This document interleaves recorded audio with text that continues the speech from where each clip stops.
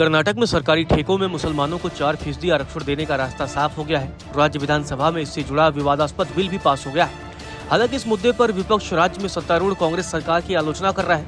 अब यहाँ बड़ा सवाल यह है कि देश में मुस्लिमों को कितना आरक्षण मिलता है और किन राज्यों में उन्हें कितनी फीसदी आरक्षण मिलते हैं। आपको बता दें कि मुसलमानों को अभी जो भी आरक्षण दिया जाता है वह कोटे में कोटा के जरिए मिलता है। मुसलमानों के लिए अलग से कोई आरक्षण नहीं है।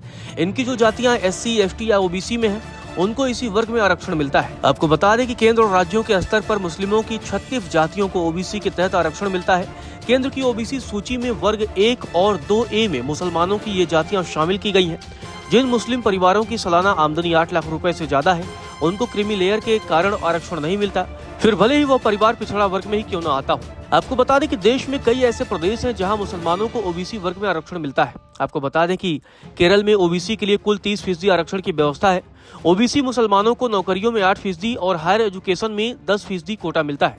तमिलनाडु में OBC मुसलमानों को 3.5% आरक्षण का लाभ मिलता है। OBC कोटे में मुसलमानों की 95% जातियां शामिल हैं। बिहार में मुसलमानों में शामिल जातियों उपजातियों को 18% आरक्षण का फायदा मिलता है।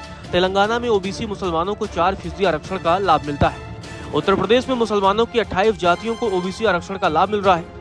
कर्नाटक में तो सभी मुसलमानों के लिए 4% आरक्षण की व्यवस्था की गई है और अब इन्हें ठेके में भी इसका लाभ मिलेगा। आपको बता दें कि आंध्र प्रदेश में कई बार मुसलमानों को आरक्षण देने का प्रयास किया गया, पर इसमें कई पेच फंसा हुआ है। पहली बार साल 2004 में आंध्र प्रदेश में मुसलमानों को सामाजिक, आर्थिक और शैक्षणिक रूप से पिछड़ा बताकर OBC कोटे में इनके लिए 5% आरक्षण की व्यवस्था की गई, पर अदालत ने उसे रद्द कर दिया था। इसके बाद आंध्र प्रदेश के पिछड़ा वर्ग आयोग ने सभी मुसलमानों को पिछड़ा वर्ग में मान लिया, तो साल 2005 में फिर से सभी मुसलमानों को 5% आरक्षण देने की व्यवस्था की गई। हालांकि तब भी कोर्ट ने उसे रद्द कर दिया। साल 2010 में मुसलमानों की कुछ ही जातियों को 4% आरक्षण देने की व्यवस्था की गई, पर कोर्ट ने इस आधार पर रद्द कर दिया था कि इस आरक्षण से पहले राज्य में कोई सर्वे ही नहीं किया गया था। अब आंध्र प्रदेश में आरक्षण का यह मामला सुप्रीम कोर्ट में विचाराधीन है। आपको बता दें कि मुसलमानों की पिछड़ी जातियों, राज्यों और केंद्र की ओर से आरक्षण में वे सभी सहूलियतें मिलती हैं जिनका लाभ पिछड़ा वर्ग में शामिल दूसरी जातियों को मिलता है। इनमें शैक्षणिक संस्थानों में प्रवेश से लेकर नौकरियों तक में फायदा शामिल है। नमस्कार, मैं हूं मानक गुप्ता। अगर आपको हमारा ये वीडियो पसंद आया हो तो इसे लाइक और शेयर जरूर करें, और हाँ, हमें सब्सक्राइब और फॉलो करना ना भूलें ताकि आप देश और दुनिया की कोई खबर मिस ना करें।